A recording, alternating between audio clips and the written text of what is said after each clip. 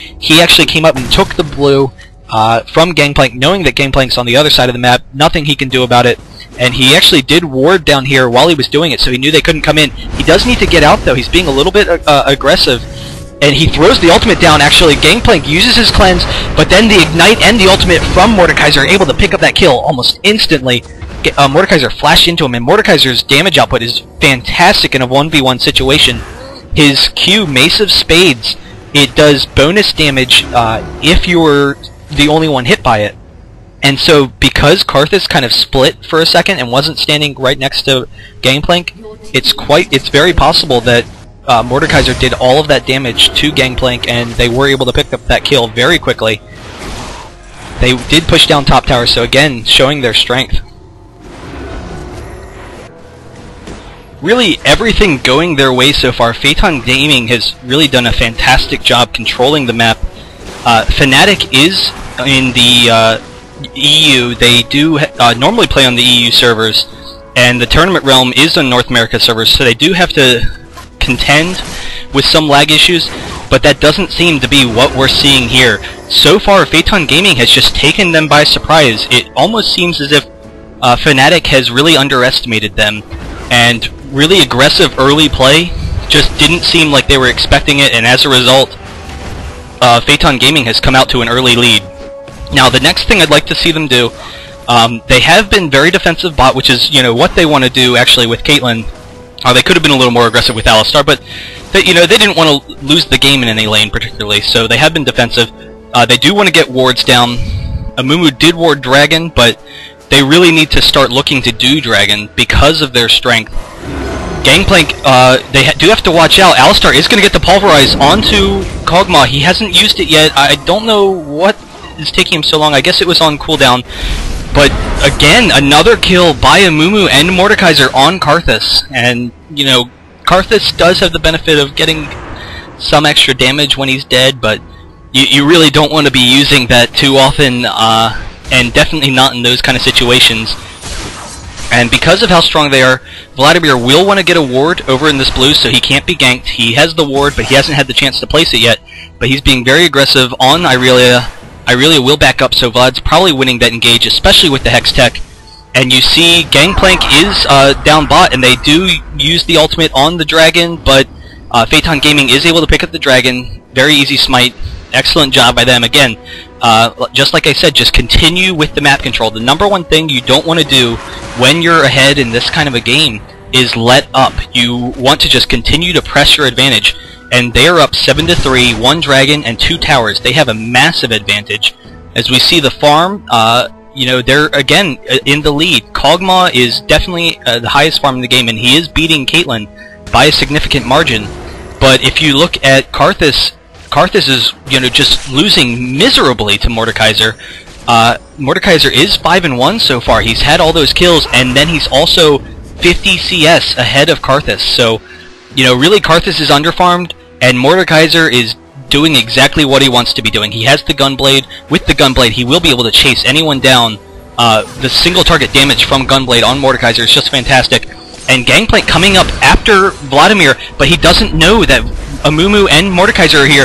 Vladimir is able to pick the kill onto Irelia, but then Gangplank comes in for the kill onto Gangplank, and Mordekaiser is going to come in, pick up the kill onto Gangplank, and there's the kill with the Ignite and the Ultimate and the Gunblade. Again, it's not something you can deal with.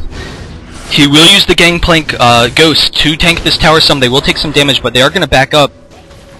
The next thing they really should do is probably get bot tower, and then set up around Baron. They don't have the strongest Baron team, but Mordekaiser, once he has Gunblade, can tank Baron fairly easily. He can't, solo tank it, but he can be a tank with one other person. And Kog'Maw just eating away at Caitlyn. Caitlyn does have to flash out. I'm surprised she kind of stayed so long. One critical from that Kog'Maw would have killed Caitlyn. Kog'Maw does have that Infinity Edge. A lot of times you think of Kog'Maw as a Madred's Bloodraiser kind of champion, but the benefit of Infinity Edge is that Kog'Maw already has his magic damage. He already has the damage for, percent of their health. So he's already got that from his W. Well, now he's got percent health and magic damage, and he's also got the physical damage, great crits from Infinity Edge, and it really is just the strongest DPS item for auto attackers once you have it. Again, being aggressive, Fnatic did drop a ward here, so they do have vision of this blue, but with their strength and their advantage, they're just zoning them off, and they will take the blue for a Mumu. And so that's 2 blues in a row that they've gotten. They haven't yet started to take control of the red, so that's the next thing they want to do, is get a ward over here and take bot lane and then take control of this red. But right now, they are content with farming, which is definitely, I would say, not a mistake yet. They know they have an advantage, and as long as you can keep your enemy from farming, that's the #1 thing they want to do. They don't want to give up kills, and they want to prevent their enemy from farming. And Fnatic, on the other hand, clearly they want to play defensively and just farm, try and get themselves back in this game. As Irelia farms more, she did go Wit's End, so a little surprising, but they will chase down Caitlyn. The slow goes off. Irelia is really fast, but she is not able to get in range. Caitlyn just barely out of range with that net. I'm a little surprised to see Wit's End onto Irelia. It is a little more of an auto attack item and doesn't make her as tanky as they probably could use. It is going to force Gangplank to be a little more tanky, or for them to have slightly more damage. I would have expected Heart of Gold into a Triforce, but a Mumu coming in, Karthus will be okay, and Vladimir is going to... I'm not sure who's winning that, but they will both harass, and you see Vlad still being very aggressive. Gangplank is coming up the jungle, so they do need to watch out. Vladimir is backing up, he did notice, and they actually did lose bot turret. They are pushing mid, but it doesn't seem like they're pushing aggressively, so you definitely don't want to give up turrets when you have this kind of advantage if you're not taking anything in return. They do get the ward down by red, so they will hopefully get the next red, though it shouldn't be up for another like 3 minutes. Gangplank got it fairly recently. Maybe I'm mistaken, maybe it's up. They actually red just spawned, so he hadn't gotten it yet. I assumed he had gotten it a little bit ago. But Vladimir doing a good job zoning Irelia off the CS. They are even. I believe Irelia was winning slightly earlier, but they are still even, and Irelia is farming effectively. But Vladimir is, really going to snowball very well with these items, and he's not allowing Irelia to play as aggressively as she would want. Irelia kind of has to sit at this tower and clear creeps off while Vlad can roam here, and he does have to watch out. The entire team was sitting around mid. They did see V up here. They did see Vladimir. He will be okay. They are kind of stalling a little bit here. They really probably want to aggressively push a lane or go for Baron potentially, or force a fight at Baron. They're definitely stronger than their opponents. So when you're stronger than your opponents, you kind of want to get situations into your favor, and you don't want to let the game stall out at all. But they are going to come down for red. I'm surprised they didn't go for it earlier. I guess maybe they wanted to get a gank on red. And they are all positioned around red here, so they will be able to take this red. But everyone's coming up. Irelia's top lane, but Irelia does have her teleport right now. So they do need to watch out for the teleport. But Kog is zoned out, and Kog's actually going to recall. They did not allow Kog to recall. The beautiful bandage toss from Amumu. He's tanking that tower. Caitlyn already threw off the ultimate. They do get the Kog kill very quickly. And Irelia teleporting in, flashing onto Amumu. Amumu is going to die. He flashes away from the Kog'Maw passive, just narrowly avoiding his own demise. Sona misses the ultimate. They just took a 2-for-1, or 2-for-none. And the Ghost is going to take the turret some. Caitlyn will be able to attack this turret. I don't know why she's not attacking the turret. Just attack the turret and get this turret down. The Vladimir Karthus ultimate is going to come off. So they did take some damage, but no one was really low. They got the tower, and now they're going to be able to take the dragon. And exactly what they wanted to happen. They probably should have been a little more aggressive in forcing those situations, but they got a good fight like they wanted. And because of how much ahead of the Fnatic they are at this point in the game, they are able to just very easily win that fight and then continue their advantage. I'm a little surprised Alistar hasn't bought an Oracles yet, but I should expect him to buy it soon. It's definitely something you want to do when you can continue at your advantage, and they do have wards, so Kog'Maw is running into a trap. The head pulverized the bandage toss into Kog'Maw, and then Alistar actually chained his stuns against the wall, and Amumu juked out Kog'Maw. He was able to once again avoid that passive. Kog'Maw can't be happy about that, dying twice in a row like that.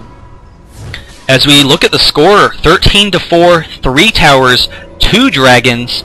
They are way ahead. Mordekaiser, as I said earlier, has that gunblade, but now he also has tank items to go along with it, so he can be a little more aggressive in fights. Amumu, he's had those gold per 5s, and he's got Sunfire and a Giant's Belt. He has so much HP, he's going to be able to be really aggressive and run into the enemy team and force them to use all of their abilities on him, but then he's not going to die, and wasting those abilities for his team is going to allow them to run rampant. Vladimir with the early Rabadons, definitely something you want to do. You know, just fantastic damage output overall by their team. But then you look at the enemy team, and they are doing good. You know, they are in this game, but you know, definitely a little bit behind. Karthus doesn't have his Rabadons. He actually went Magi's, and because they aren't getting any kills, Karthus Magi's doesn't work. You see, Alistar does have his oracles. He is coming out to do get these wards. They are moving as a group, taking control of the Baron area, so they can potentially get a fight here. Caitlyn doesn't want to roam over there because she might get engaged by the enemy. Continuing to look at their items, Aurelia does have a Giant's Belt now, but because she went Wit's End early, she really doesn't have the strong tanking items that you would want, and because Phaeton Gaming Purple has really snowballed into these late game builds, Aurelia is a little bit squishier than you would normally expect. So Karthus doesn't have as much damage as he potentially could, Aurelia not as much survivability as he potentially could, and because Gangplank hasn't been getting in on all these kills like Amumu has, Gangplank's doing fine. You know, they're all doing fine. Fnatic is definitely farming well. It's not like they're behind where they should be in this game. It's just they are, Phaeton Gaming has snowballed so much that they are behind where they could be. And the bandit toss from Amumu, he's coming in. Aurelia is separating from the team. Amumu just tanking all this damage for his team, blowing all of those abilities, the flash and pulverize and the headbutt into Kog'Maw. They get the Kog'Maw kill. They haven't kind of grouped up onto Aurelia yet, which is a little bit surprising, but here they're going to take her down very quickly. She almost gets the kill onto Mordekaiser, and Karthus is actually going to pick up that kill onto Mordekaiser. He almost kills Amumu as well. Sona is able to pick up the kill onto Vladimir. So not the fight that they really want. Oh, Karthus almost going down to the Q from Caitlyn, and Alistar chaining these disables. Amumu uses his disable. Caitlyn's going to kill Gangplank over the wall, going to chase down Sona with that red buff. The Q from Karthus, and Caitlyn is able to actually flash over the wall and avoid that Q. So, you know, Karthus staying in with low health because he knows he needs to support his allies, and just heads up play by Caitlyn. You know, a lot of times you'll kind of see people in those situations when you're already winning the fight just kind of focus in and zone in and think, alright, you know, I've got to auto-attack this person, and just not even notice the dot from the Q, from the Karthus coming in on the side. But definitely heads up play, and a fight that was almost turning against them, they were able to pick out the kills and, you know, win again. And so, not furthering their advantage, but kind of solidifying it. I will expect them to get the blue onto probably Caitlyn. They'll probably give it to Amumu. It is good on Amumu. But if Caitlyn can get the blue buff for the cooldown reduction, it'll just allow her to kind of spam harass into the enemy team and use her ultimate a little more freely. They did see the ward from Gangplank, but Alistar has another oracles. He will come down and pick that up. Or actually, he had the same oracles as earlier. He didn't die earlier. But they don't have a lot of wards. You see, Alistar doesn't have any wards. No one has any wards to drop, which is a little bit surprising. You definitely want to maintain that map control, and they don't have it right now. They do have the oracles, but you know, they can't go after Baron like they would want because they are missing on those wards. So, you know, I'm not sure. This might stall for a little bit here. Alistar should probably just recall and buy oracles for his team. Though actually, you know what? They are going to probably push down mid. They do have the strength that if they push down a lane, Alistar can kind of just protect Caitlyn, protect his damage, and then anyone who comes in, if Aurelia jumps in their team, they should be able to all group up onto Aurelia and get her, kill her very quickly with Mordekaiser's damage and with the damage that the rest of them contribute. So, it might be prudent for them to push down a lane, use Caitlyn's great range to kind of poke the tower down, and then if the enemy tries to engage, just take them down with your damage. They do need to watch out that they don't let Karthus